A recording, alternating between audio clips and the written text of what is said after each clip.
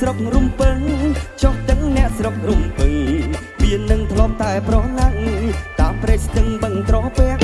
តាមព្រៃស្ទឹងបឹងត្រពាំងឥឡូវមានភ័ព្វបានមកដល់ភ្នំពេញប្រណាំងនៅទន្លេទីក្រុងប្រណាំងនៅទន្លេទីក្រុងអាហាបំរុំសមជាប្រចាំទូកងបងវាស្ទុំលឿនជាងសត្វខ្លា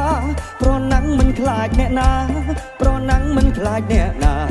ទូជាទូគេទូល្បីទាំងខ្នាតវែងនិងខ្នាតខ្លី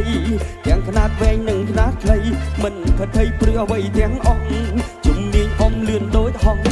ជំនាញអ៊ំលឿនដូចហង្សអូនមើលចង់នៅចាក់ទៅមុខទូកងបងគូក្បាលវាលើកទី1ថែលបឿនកន់ខ្សែរលាស់ជួយថែលបឿនកន់ខ្សែរលាស់ជួយជ្រែកទឹកដូចជានាងរាជជ្រែកទឹកដូចជានាងរាជគូលើកទី2វាផ្ដាច់មិនអាយអង្គដំរងស្គរជ័យជងចាប់កងពាន់ទី3ជងចាប់កងពាន់ទី3ថែមអាល័យការពីអាគមអូមហាជាយៈគុណភៈគុណភាំង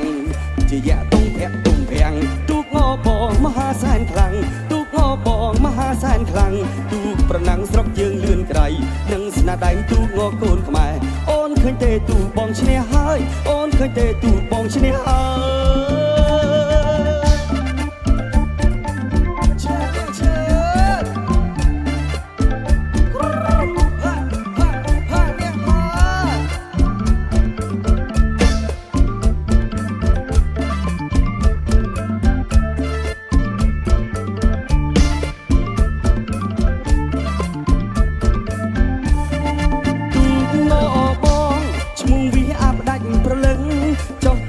ស្រុករំពឹងចុះទាំងអ្នកស្រុករំពឹងវានឹងធ្លាប់តែប្រណាំងតាមព្រៃស្ទឹងបឹងត្រពាំងតាមព្រៃស្ទឹងបឹងត្រពាំងឥឡូវមានភ័ព្វបានមកដល់ភ្នំពេញប្រណាំងនៅទន្លេទីក្រុងប្រណាំងនៅទន្លេទីក្រុងអាហាបំរុងសមជាប្រចាំទូកងបងវាស្ទុំលឿនជាងសត្វខ្លាប្រណាំងមិនខ្លាចអ្នកណាប្រណាំងមិនខ្លាចអ្នកណាជាទូគេនោះល្បីទាំងខ្នាតវែងនិងខ្នាតខ្លីទាំងខ្នាតវែងនិងខ្នាតខ្លីមិនផិតភ័យព្រឺអ្វីទាំងអស់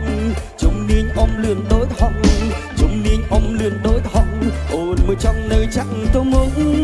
ទូកងបងគូក្បាលវាលើកទី1ថែលបឿនកន់ខ្សែរលាស់ជួយថែលបឿនកន់ខ្សែរលាស់ជួយជ្រែកទឹកដូចជានាងរាជជ្រែកទឹកដូចជានាងរាជមិនអាយអង្គដំរងស្គរជ័យគង់លើទី2វាផ្ដាច់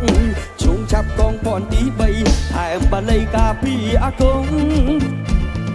អូមហាជាយៈគុណភៈគុណភាំងជាយៈគុណភៈគុណភាំងទូកងបងមហាសែនខ្លាំងទូកងបងមហាសែនខ្លាំងទូកប្រណាំងស្រុកយើងលឿនក្រៃនឹងស្នាដៃទូកងកូនខ្មែរអូនឃើញទេទូកបងឈ្នះហើយអូនឃើញទេទូកបងឈ្នះហើយ